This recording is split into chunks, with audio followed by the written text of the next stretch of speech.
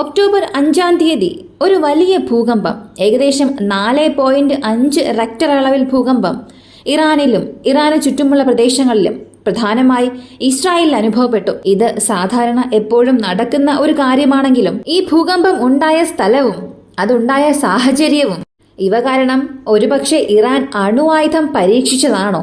അങ്ങനെ ആണവായുധം പരീക്ഷിച്ചിട്ടുണ്ടെങ്കിൽ അത് ഏത് രീതിയിൽ മിഡിൽ ഈസ്റ്റിലുള്ള ഈ ബാലൻസ് ഓഫ് പവർ എന്ന ശക്തിയെ മാറ്റാൻ പോകുന്നു? ഇങ്ങനെ നിരവധി ചോദ്യങ്ങൾ നമുക്കുള്ളിൽ തന്നെ ഉണ്ട്.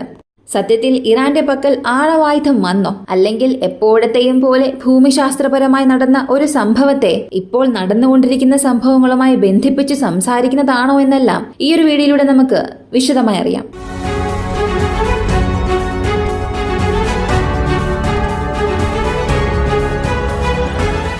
ശനിയാഴ്ച രാത്രി 10:30 ഒരു വിവരം ട്വിറ്ററിൽ വളരെ വേഗത്തിൽ പടർന്നു. ഇറാൻ അവരുടെ ന്യൂക്ലിയർ ടെസ്റ്റ് നടത്തി. ഇറാൻ ന്യൂക്ലിയർ ടെസ്റ്റ് ചെയ്തു. ഇതെന്താ പുതിയ കാര്യം? ഇതിനെക്കുറിച്ച് യാതൊരു വിവരവും പുറത്തു വന്നില്ലല്ലോ, അപ്ഡേറ്റ് ഒന്നും ലഭിച്ചില്ലല്ലോ, ഒരു ചെറിയ കാര്യം പോലും പുറത്തു വന്നില്ലല്ലോ. ഇറാൻ ആണവ ശക്തിയുമായി ബന്ധപ്പെട്ട എന്തെങ്കിലും ഒന്ന് ചെയ്താൽ ആദ്യം ഒരു അപ്ഡേറ്റ് വരുന്നത് അമേരിക്കയിൽ നിന്നായിരിക്കും. ഒരുപക്ഷെ അമേരിക്കയുടെ ഇന്റലിജൻസിനെ പോലും ഇറാൻ അവിടെ പറ്റിച്ചോ? സത്യത്തിൽ എന്താണ് സംഭവിച്ചത് എന്നുള്ള വാർത്തകൾ തിരയുമ്പോൾ ആദ്യം വന്നൊരു വാർത്ത സെമ്നോൺ പ്രവിശ്യ, ഇറാന്റെ വളരെ പ്രധാനപ്പെട്ട ന്യൂക്ലിയർ ഫെസിലിറ്റി ഉള്ള ഒരു മേഖല. ആ ഒരു പ്രദേശത്ത് കൃത്യം ഒരു 10 കിലോമീറ്റർ ആഴത്തിൽ ഒരു ഭൂചലനം ഉണ്ടായി. ഈ ഒരു ഭൂകമ്പം കാരണം ആ പ്രദേശത്ത് നിന്ന് 110 കിലോമീറ്റർ ദൂരത്തിലുള്ള ഇറാന്റെ തെഹ്റാനിൽ ആ ഒരു വൈബ്രേഷൻ അനുഭവപ്പെട്ടു. മറ്റൊരു ഭാഗത്ത് ചില 1000 കിലോമീറ്റർ മാറിയുള്ള ഇസ്രായേലിലും അത് അനുഭവപ്പെട്ടു. ഏകദേശം 12 മണിയോടുകൂടി ഈ വൈബ്രേഷൻ ഉണ്ടായ ഉടൻ തന്നെ പെട്ടെന്നൊരു കാര്യം പറഞ്ഞു. ഈ വൈബ്രേഷൻ ഉണ്ടായിരിക്കുന്നത് ഇറാന്റെ ന്യൂക്ലിയർ ഫെസിലിറ്റിക്ക് അടുത്താണ്, അതും 10 കിലോമീറ്റർ ആഴത്തിൽ സംഭവിച്ചിട്ടുണ്ട്.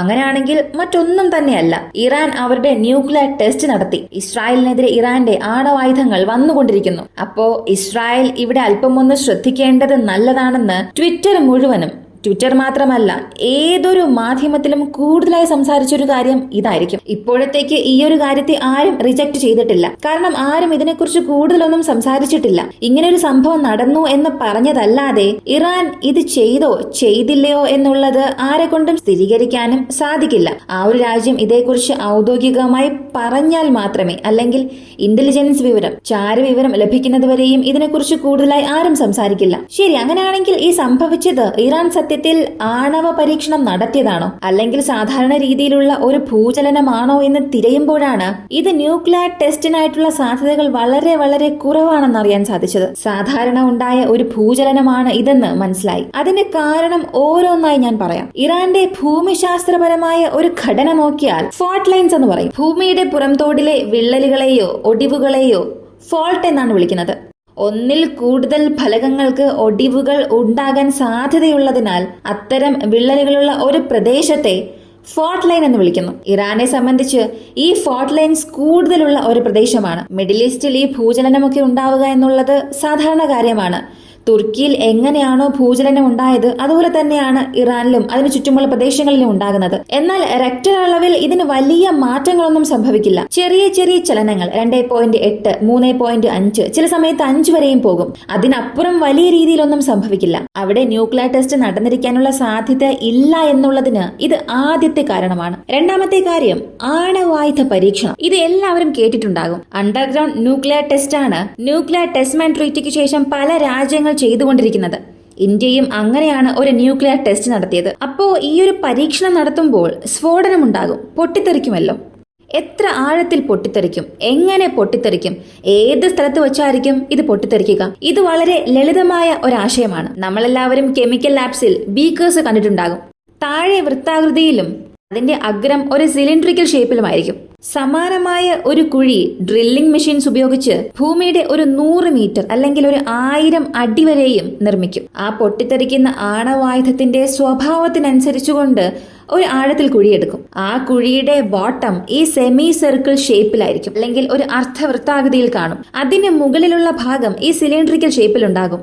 ഇതിന് ഏറ്റവും അടിയിലായി ആണവായുധം വയ്ക്കുകയും അതിനു മുകളിൽ 3 സ്റ്റേജസ് ഓഫ് കൺട്രോൾഡ് സെൻട്രിഫ്യൂജേഴ്സ് വെച്ചിട്ടുണ്ടാകും. ഇങ്ങനെ എന്തുകൊണ്ട് ചെയ്യുന്നു എന്ന് ചോദിച്ചാൽ, ഈ താഴെയുള്ള ആണവായുധം പൊട്ടിത്തെറിക്കുമ്പോൾ പല 1000 ഡിഗ്രി സെൽഷ്യസ് താപം പുറത്തേക്ക് തള്ളപ്പെടും. ഇങ്ങനെ താപം പുറത്തേക്ക് വരുമ്പോൾ അടുത്തുള്ള പാറകൾ, ഉപരിതലത്തിലുള്ള പാറകളെല്ലാം ഉരുകി ഒരു ദ്രാവകാവസ്ഥയിലേക്ക് മാറും. അങ്ങനെ ഒരു ഉരുകിയ പാറയായി മാറും. ഇതിനുശേഷം മുകളിൽ ആ പൊട്ടിത്തെറിയുടെ എക്സ്പ്ലോഷൻ റേറ്റ് പുറത്തുവരാൻ പാടില്ല. ആ റേഡിയോ ആക്റ്റീവ് വാതകങ്ങൾ പുറത്തുവരാൻ പാടില്ല എന്നതിനു വേണ്ടി ഈ പൊട്ടിത്തെറി ഉണ്ടായ അടുത്ത ചില സെക്കൻഡിൽ തന്നെ മുകളിലുള്ള സെൻട്രിഫ്യൂജേഴ്സിനെ സ്ഫോടക വസ്തുക്കൾ വഴി നിയന്ത്രിക്കുകയും നിയന്ത്രിതമായ ഒരു സ്ഫോടകം അവിടെ ഉണ്ടാക്കുകയും ചെയ്യും. ഇപ്പോ താഴെ പൊട്ടിത്തെറി ഉണ്ടാകുന്ന അതേ സമയം അകത്തുള്ള ഓരോ ലെയറും 3 തവണ പൊട്ടിത്തെറിക്കുമ്പോൾ മുകളിലുള്ള മുഴുവൻ സംവിധാനത്തെയും കൊളാപ്സ് ചെയ്ത് താഴെയുള്ള ആണവായുധ റേഡിയേഷൻ, ഈ വാതകങ്ങൾ, ന്യൂക്ലിയർ വാതകങ്ങൾ പുറത്തു വരാതെ മണ്ണോട് മണ്ണായി തന്നെ അതവിടെ നശിക്കും. ഈ ലളിതമായ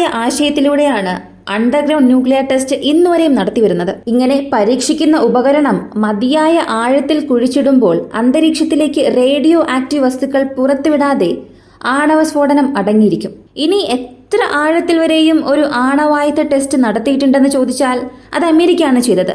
6000 അടി ഭൂമിയുടെ ഉപരിതലത്തിൽ നിന്നും ഏകദേശം ഒരു 6000 അടി താഴ്ചയിൽ അവരൊരു ന്യൂക്ലിയർ ടെസ്റ്റ് നടത്തി. അതിനുശേഷം അവസാനമായി നോർത്ത് കൊറിയ ഇതുപോലെ നടത്തിയ അണ്ടർഗ്രൗണ്ട് ന്യൂക്ലിയർ ടെസ്റ്റിൽ ചില 100 മീറ്റർ താഴെ അത് പൊട്ടിത്തെറിക്കുകയും അവരുടെ അണ്ടർഗ്രൗണ്ട് ടെസ്റ്റ് അതോടുകൂടി അവസാനിച്ചു. അതുമൂലമുണ്ടായ ഒരു ഭൂചലനം 5.1 റെക്ടർ അളവോളം നോർത്ത് കൊറിയയിൽ അനുഭവപ്പെട്ടു. അതായത് ഉത്തര കൊറിയ നടത്തിയ ആ ഒരു ന്യൂക്ലിയർ ടെസ്റ്റ് കാരണം ദക്ഷിണ കൊറിയയിൽ 5.1 റെക്ടർ അളവോളം ഒരു ഭൂചലനം ഉണ്ടാക്കി. ഇതുപോലെ റഷ്യ ഒരു 800 തവണയെങ്കിലും ഈ അണ്ടർഗ്രൗണ്ട് ടെസ്റ്റ് നടത്തിയിട്ടുണ്ടാകും. അമേരിക്ക ഇതുപോലെ 500-ലധികം തവണ അണ്ടർഗ്രൗണ്ട് ടെസ്റ്റ് നടത്തിയിട്ടുണ്ട്. ഇങ്ങനെ ചെയ്യുമ്പോഴെല്ലാം ഈ 3 മുതൽ 5 കിലോമീറ്റർ ആഴം വരെയും ഈ ഭൂചലനം ഉണ്ടായതായി അല്ലെങ്കിൽ അത് അനുഭവപ്പെട്ടതായും പല രാജ്യങ്ങൾ സ്ഥിരീകരിക്കും. റഷ്യ ചെയ്യുമ്പോൾ അമേരിക്ക കൺഫേം ചെയ്യും, അമേരിക്ക ചെയ്യുമ്പോൾ റഷ്യ അത് സ്ഥിരീകരിക്കും. അതുമാത്രമല്ല, ഈ ഒരു ചിത്രം നിങ്ങൾ നോക്കുക. ഒരു ഭൂഗർഭ ആണവ സ്ഫോടനത്തിന്റെ തീവ്രമായ ചൂടും മർദ്ദവും ചുറ്റുമുള്ള പാറകളിൽ മാറ്റം വരുത്തുന്നു. പരിശോധിക്കുന്ന സ്ഥലത്തോട് ഏറ്റവും അടുത്തുള്ള പാറയെ തൽക്ഷണം ദ്രവീകരിക്കാൻ അത് കാരണമാകും. ഇത് ഭൂമിക്കുള്ളിൽ ഒരു അറ ഉണ്ടാക്കുകയും ചെയ്യും. സ്ഫോടനത്തെ തുടർന്ന് അറയ്ക്ക് മുകളിലുള്ള പാറ തകർന്ന് ഒരു അവശിഷ്ട ചിമ്മിനി രൂപപ്പെടാം. ഈ ചിമ്മിനി ഉപരിതലത്തിലെത്തിയാൽ ഒരു പാത്രത്തിന്റെ ആകൃതിയിലുള്ള ഒരു ഗർത്തം രൂപപ്പെട്ടേക്കാം. അതായത് പൊട്ടിത്തെറിക്കുന്ന ആയുധത്തിന്റെ എക്സ്പ്ലോസീവ് പവറിനനുസരിച്ച്, അതായത് കിലോ ടണ്ണിലാണ് പൊട്ടിത്തെറിപ്പിക്കേണ്ടത് അല്ലെങ്കിൽ മെഗാ ടണ്ണിലാണ് പൊട്ടിത്തെറിപ്പിക്കുന്നതെങ്കിൽ ആ സ്വഭാവത്തിനനുസരിച്ച് ഉപരിതലത്തിൽ ഒരു 300-600 അടിയോളം ഒരു വലിയ ഗർത്തം രൂപപ്പെടും. ഒരുപക്ഷെ ഇറാൻ ഇങ്ങനെ ഒരു ടെസ്റ്റ് നടത്തിയിട്ടുണ്ടെങ്കിൽ ഇതുപോലെ ഒരു സാറ്റലൈറ്റ് ഇമേജെങ്കിലും പുറത്തു വന്നിട്ടുണ്ടാകണം. അങ്ങനെ ഒന്നും പുറത്തു വന്നിട്ടില്ല. ഇത് രണ്ടാമത്തെ കാരണം. മൂന്നാമത്തെ കാരണം ഈ 10 കിലോമീറ്റർ ആഴമാണ്. ഈ 10 കിലോമീറ്റർ ആഴം എന്നത് ഒരു സാധാരണ കാര്യമേ അല്ല. ഇത്രത്തോളം ആഴത്തിൽ ഒരു ആണവായുധം പൊട്ടിത്തെറിപ്പിക്കണം, അല്ലെങ്കിൽ അത്രത്തോളം ഇൻഡെപ്തായി കുഴിക്കണം എന്നുണ്ടെങ്കിൽ അത് ഇപ്പോഴത്തേക്ക് സാധ്യമായ കാര്യമേ അല്ല. ഇറാനെ സംബന്ധിച്ച് വെറും പേരിന് വേണ്ടി ഒരു ആണവായുധ ടെസ്റ്റ് നടത്തിയാലും ഭൂമിയുടെ ഉപരിതലത്തിൽ നിന്നും ചില അടി ആഴത്തിൽ ചെയ്യുമെന്നതല്ലാതെ മറ്റ് രാജ്യങ്ങൾ ചെയ്തത്ര ആഴത്തിൽ അവരെ കൊണ്ടത് പൊട്ടിത്തെറിപ്പിക്കാൻ കഴിയുമോ എന്നുള്ളത് ഒരു സംശയമാണ്. കാരണം 10 കിലോമീറ്റർ ആഴത്തിൽ ഒരു ഭൂചലനം ഉണ്ടായി എന്നുള്ളപ്പോൾ ഇത് ആണവായുധ പരീക്ഷണം മൂലമുണ്ടായ ഒരു ഭൂചലനമായി കാണാനാകില്ല. ഇതാണ് മൂന്നാമത്തെ കാരണം. ഇതാണ് ഭൂമിശാസ്ത്രപരമായി ഇത് ആണവായുധം പൊട്ടിത്തെറിച്ചപ്പോഴുണ്ടായ ഭൂചലനമല്ല എന്ന് പറയാനുള്ള കാരണങ്ങൾ. ഇനി പൊളിറ്റിക്കൽ വൈസ്, രാഷ്ട്രീയം സംബന്ധിക്കുന്ന കാര്യം നോക്കിയാൽ സത്യത്തിൽ ഇറാൻ ഇപ്പോ എത്രത്തോളം രഹസ്യമായി ഒരു ആണവായുധം പൊട്ടിത്തെറിപ്പിച്ചാലും അവിടെ ന്യൂക്ലിയർ ഫോൾ ഔട്ട് എന്ന ഒരു പ്രോസസ് നടക്കും. ഏതെങ്കിലും ഒരു സ്ഥലത്ത് റേഡിയേഷൻ ലീക്ക് തീർച്ചയായും സംഭവിക്കും. ഭൂമിയുടെ ഉപരിതലത്തിൽ ഉണ്ടാകുന്ന അതിനെ തീർച്ചയായും അമേരിക്കയുടെ സാറ്റലൈറ്റ്സ് വളരെ എളുപ്പത്തിൽ കണ്ടുപിടിക്കും. പുറത്തേക്ക് വരുന്ന എമൗണ്ടിൽ മാത്രമേ വ്യത്യാസം വരികയുള്ളൂ. ഭൂമിയുടെ ആഴത്തിൽ എത്ര രഹസ്യമായ ഒരു ടെസ്റ്റ് നടത്തിയാലും അതിന്റെ ചെറിയൊരു റേഡിയേഷനെങ്കിലും തീർച്ചയായും പുറത്തു വരും. അങ്ങനെ നോക്കിയാൽ അമേരിക്കയുടെ പക്കൽ നിന്നോ അമേരിക്കയുടെ സാറ്റലൈറ്റ്സിൽ നിന്നോ യാതൊരു ഇമേജും പുറത്തു വന്നിട്ടില്ല.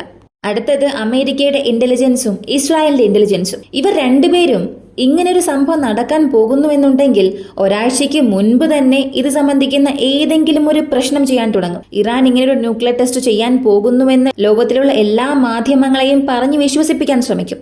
എന്നാൽ അങ്ങനെ യാതൊരു വിവരവും ഇന്നുവരെയും പുറത്തു വന്നിട്ടില്ല. അപ്പോ ഇതൊരു ആണവ ടെസ്റ്റ് ആണ് എന്ന് സ്ഥിരീകരിക്കാനുള്ള യാതൊരു തെളിവും നമ്മുടെ പക്കലില്ല. ഇതെല്ലാം വെറും ഒരു വാക്പോര് മാത്രമാണ്. 90% ഇറാൻ ഒരു ആണവ ടെസ്റ്റ് ചെയ്യാനുള്ള യാതൊരു സാധ്യതയുമില്ല. ഒരുപക്ഷെ അവരങ്ങനെ ചെയ്തിട്ടുണ്ടെങ്കിൽ ഈ ഒരു സമയത്തേക്ക് ഈ ലോകത്തിന്റെ പ്രതികരണം തീർച്ചയായും മാറിയിട്ടുണ്ടാകും. ഓരോ കാര്യമായി പുറത്ത് പടരാൻ തുടങ്ങിയിട്ടുണ്ടാകും. പക്ഷെ അങ്ങനെ ഒരു വിവരവും പുറത്തു വരാത്തത് കൊണ്ട് ഇത് ഇറാന്റെ ആണവ ടെസ്റ്റ് ആണെന്ന് നമുക്ക് ഒരിക്കലും പറയാൻ സാധിക്കില്ല. ഇതൊരു സ്വാഭാവികമായി നടന്ന കാര്യമാണ്. പക്ഷെ ഇപ്പോൾ നടക്കുന്ന സംഭവങ്ങളുമായി ബന്ധിപ്പിച്ച് പല കഥകൾ പുറത്തു വരുന്നുവെന്നേ ഉള്ളൂ.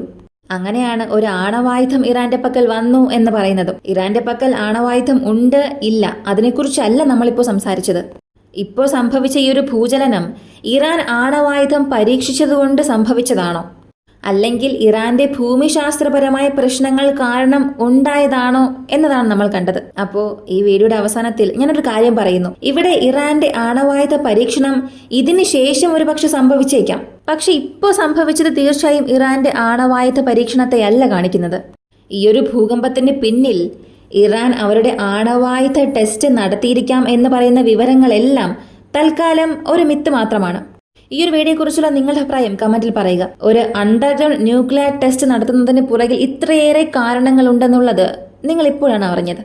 ഈ ഒരു വീഡിയോയെക്കുറിച്ചുള്ള നിങ്ങളുടെ അഭിപ്രായം കമന്റിൽ പറയുക. വീഡിയോ ഇഷ്ടമായ ലൈക്ക് ചെയ്യുക, ഷെയർ ചെയ്യുക. നമ്മുടെ ചാനൽ ആദ്യമായി കാണുന്നവരാണെങ്കിൽ മറക്കാതെ സബ്സ്ക്രൈബ് ചെയ്ത് സപ്പോർട്ട് ചെയ്യുക. മറ്റൊരു വീഡിയോയുമായി വീണ്ടും കാണാം.